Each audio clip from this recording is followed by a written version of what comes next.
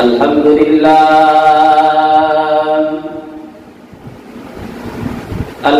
لله نحمده ونستعينه ونستغفره ونؤمن به ونتوكل عليه ونعوذ بالله من شرور أنفسنا ومن سيئات أعمالنا من يهد الله فلا مضل له ومن يضلله فلا هادي له ونشهد أن لا إله إلا الله وحده لا شريك له ونشهد أن سيدنا وحبيبنا ومولانا محمدا عبده ورسوله الذي أرسله بالحق بشيرا ونذيرا وداعيا إلى الله بإذنه وسراجا وقمرا منيرا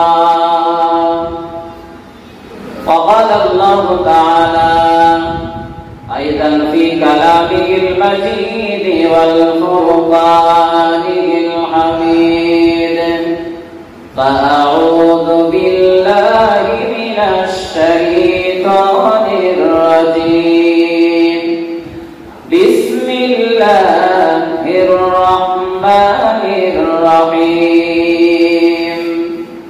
لقد كان لكم في رسول الله أسوة حسنة وقال النبي صلى الله عليه وسلم من تمسك بسنتي عند فساد أمتي فله أجر 100 شهيد وقال النبي صلى الله عليه وسلم أول يحاسب به العبد يوم القيامة الصلاة أو كما قال عليه الصلاة والسلام إن الله وملائكته يصلون على النبي يا أيها الذين آمنوا صلوا عليه وسلموا تسليما شريف اللهم صل على سيدنا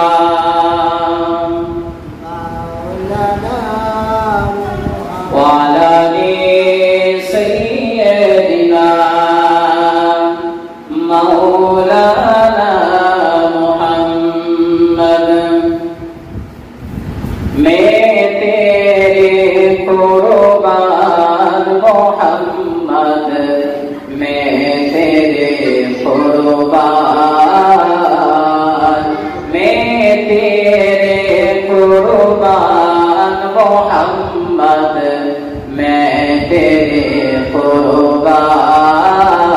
कुर्बान कोई मुज़म्मिल कोई मुद्दस्सिर या रूहुल कुर्बान मोहम्मद मैं तेरे कुर्बान मोहम्मद मैं तेरे कुर्बान अल्लाहुम्मा सल्लि अला सय्यदिना मौलाना मुहम्मद व आले सय्यदिना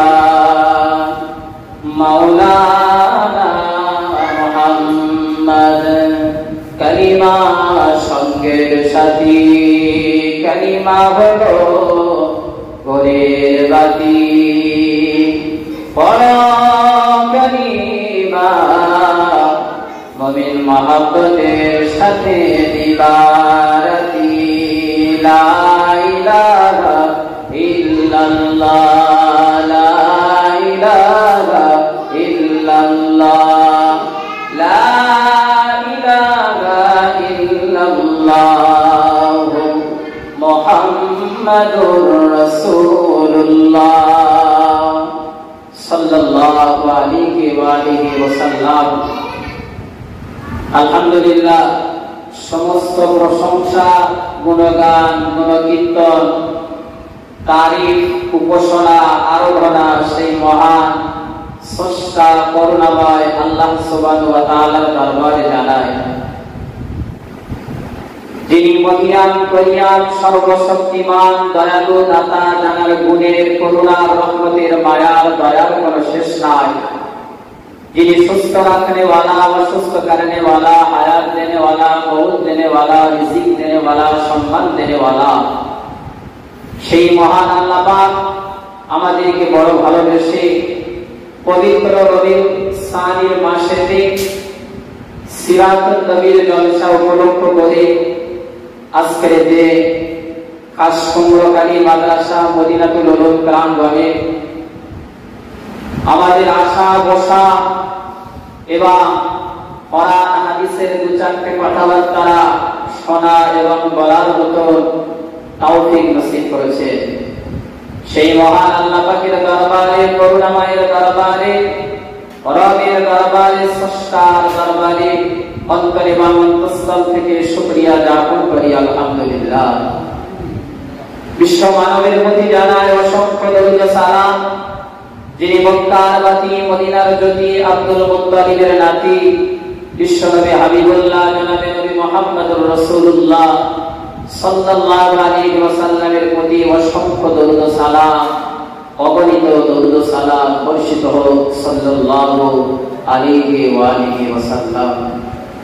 আল্লাহ তাআলা আমার আপনার নবী, বিশ্ব নবী জনাবে নবী মুহাম্মদুর রাসূলুল্লাহ সাল্লাল্লাহু আলাইহি ওয়াসাল্লামকে রবিউল আউয়াল মাসে ধরির ধারাতে পাঠিয়েছে।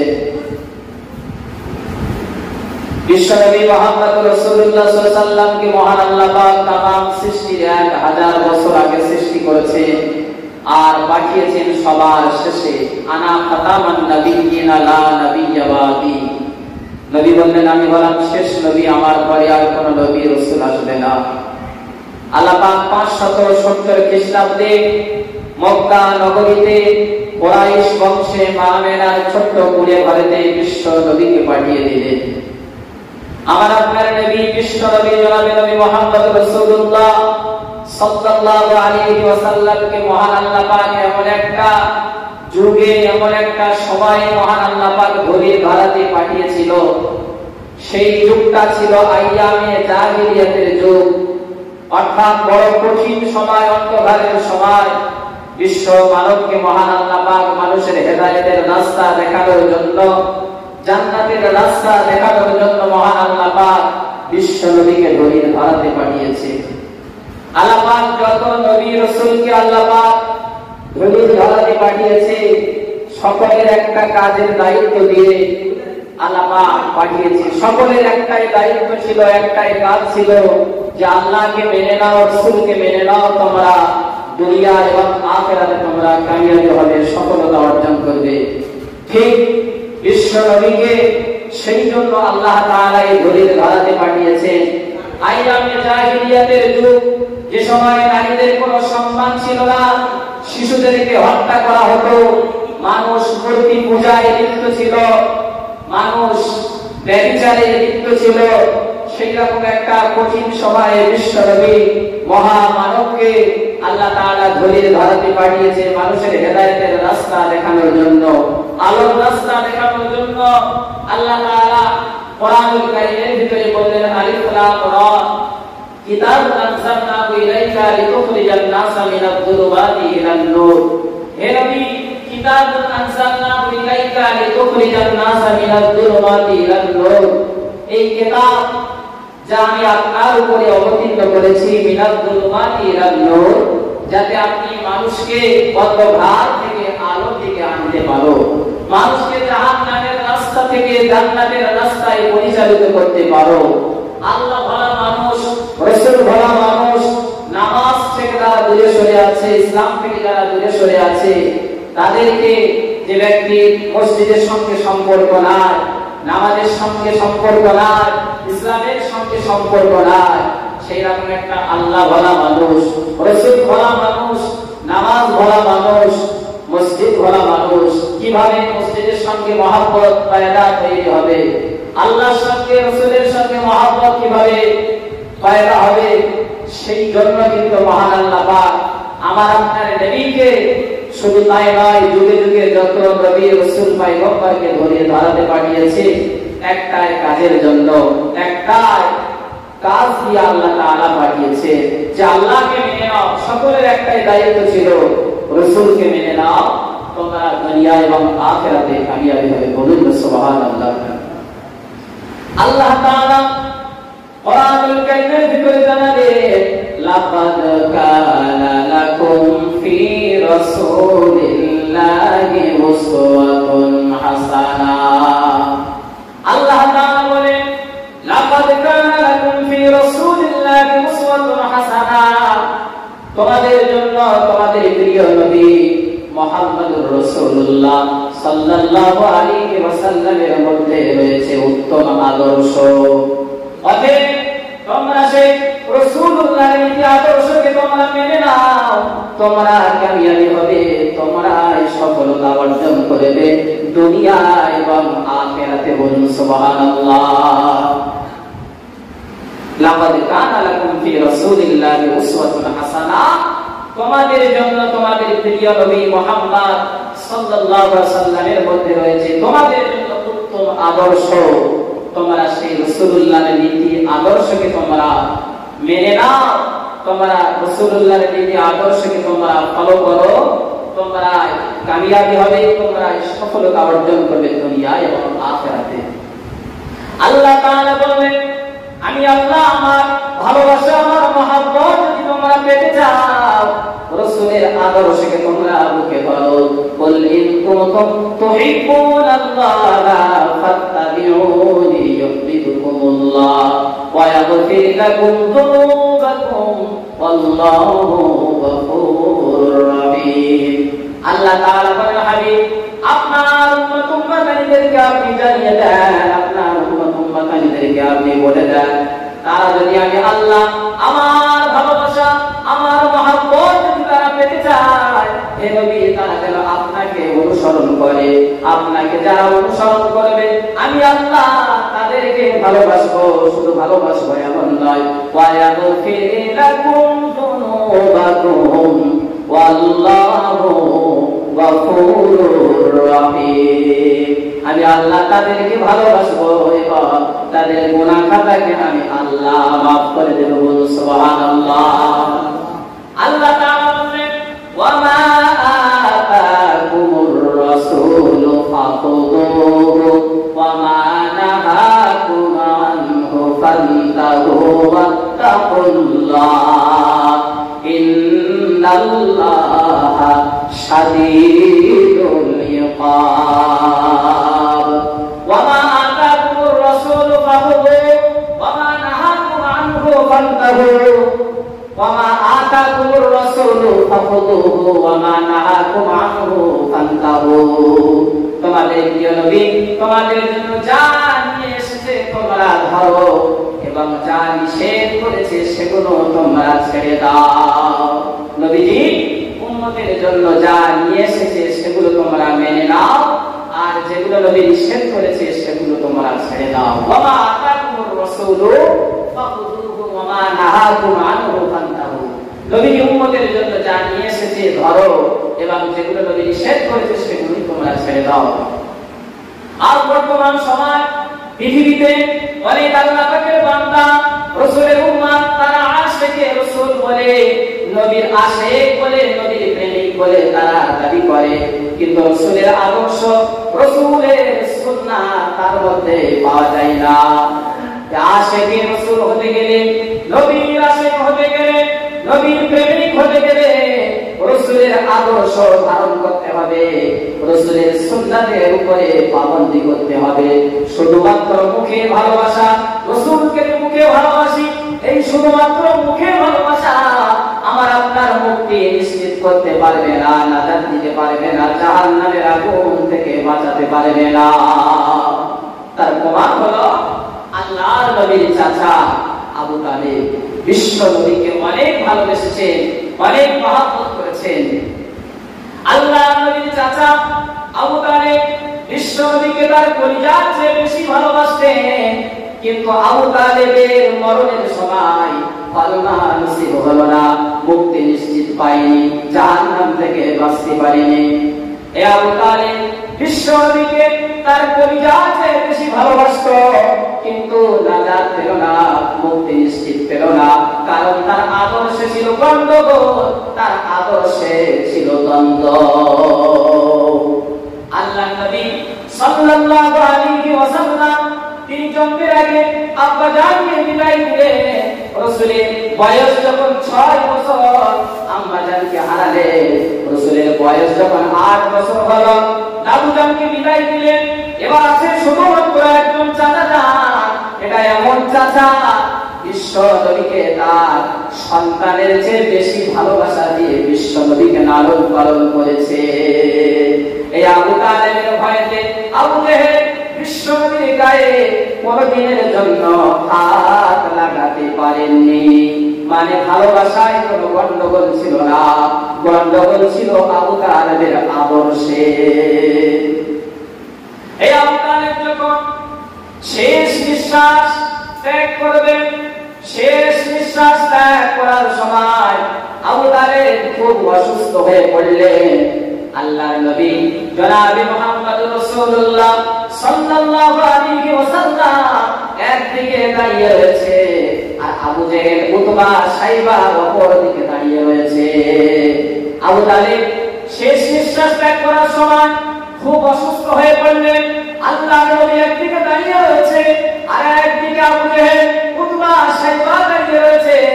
আল্লাহর নবী চাচা জানকে লক্ষ্য করে বললেন, চাচা জান, আজীবন আপনি আমাকে ছাতার মতো আশ্রয় দিয়েছেন। চাচা জান, আজীবন আপনি আমাকে কোলে থেকে নিয়ে মানুষ করেছেন। শুধু একবার বলেন লা ইলাহা ইল্লাল্লাহু মুহাম্মাদুর রাসূলুল্লাহ। চাচা জান, আপনি আমাকে আজীবন ছাতার মতো আশ্রয় দিয়েছেন, আজীবন আপনি আমাকে কোলে পিঠে নিয়ে মানুষ করেছেন। চাচা জান, শুধু একবার বলেন লা ইলাহা ইল্লাল্লাহ মুহাম্মাদুর রাসূলুল্লাহ, বাকিটা আমি আল্লাহর সঙ্গে বোঝাপড়া করে নেব। কিন্তু এদিকে আবু জেহেল দাঁড়িয়ে আছে না? নাই, আবু জেহেল এদিকে দাঁড়িয়ে আছে। আল্লাহর নবী একদিকে দাঁড়িয়ে আছে, আর আবু জেহেল, উতবা, সাইবা আবু তালেবের অপর দিকে দাঁড়িয়ে রয়েছে। আবু জেহেল আবু তালেবকে লক্ষ্য করে বললেন, না, খবরদার, না, পড়া যাবে না। আজীবন যে শিরকি ধর্মের উপরে ছিলিস ওটার উপরে থাক, বাপ দাদার ধর্মে চুলকানি বাকাস না। আল্লাহর নবী সাল্লাল্লাহু আলাইহি ওয়াসাল্লামের নূরানি চেহারার দিকে আবু তালেব একবার তাকায়, আর মনে মনে ভাবে, এখনই কলেমা পড়ে ফেলি, মুহাম্মাদের আদর্শে আমার আদর্শ বানিয়ে ফেলি, মুহাম্মাদের আদর্শে আমার আদর্শ বানিয়ে ফেলি। আবু তালেব খুব অসুস্থ, একদিকে বিশ্ব নবী দাঁড়িয়ে রয়েছে, আর অপর দিকে আবু জেহেল, উতবা, সাইবা দাঁড়িয়ে রয়েছে। আবু জেহেল বলে, আবু তালেব খবরদার, না, কলেমা পড়া যাবে না। আজীবন যে শিরকি ধর্মের উপরে ছিলিস ওটার উপর থাক, বাপ দাদার ধর্মেতে চুনকালি মাখানো যাবে না। আবু তালেব একবার আবু জেহেল, উতবা, সাইবার দিকে তাকান, আর মনে মনে ভাবে, আগে ধর্ম ছাড়তে চাই না। আর একবার যখন আমার আপনার নবী জনাবে নবী মুহাম্মদুর রাসূলুল্লাহ সাল্লাল্লাহু আলাইহি ওয়াসাল্লামের নূরানি চেহারার দিকে যখন একবার তাকান, আর মনে মনে ভাবে, ওই কলেমা পড়ে ফেলি, মুহাম্মাদের আদর্শে আমার আদর্শটা বানিয়ে ফেলি। এই দুইটা অবস্থা থেকে আবু তালেব যখন কেতাবের ভিতরে এসেছে, আবু তালেব যখন পৃথিবী থেকে এই দুইটা অবস্থা থাকা অবস্থায় যখন শেষ নিঃশ্বাস ত্যাগ করেছেন, আবু তালেব এটা বলে তিনি মারা গেছেন, আলা মিল্লাতি আবদুল মুত্তালিব, আমি আব্দুল মুত্তালিবের শিরকি ধর্মের উপরে থেকে শেষ নিঃশ্বাস আমি ত্যাগ করলাম। আবু তালেব যখন পৃথিবী থেকে বিদায় নিয়েছে, এটা বলে তিনি মারা গেছে যে আলা মিল্লাতি আব্দুল মুত্তালিব, আমি আব্দুল মুত্তালিবের শিরকি ধর্মের উপরে থেকে শেষ নিঃশ্বাস আমি ত্যাগ করলাম। মানে আল্লাহর বিধান অনুযায়ী, কোরআনের বিধান অনুযায়ী সে জান্নাতি না জাহান্নামী, যে সে জাহান্নামী। আল্লাহর বিধান অনুযায়ী, কোরআনের বিধান অনুযায়ী সে জাহান্নামী।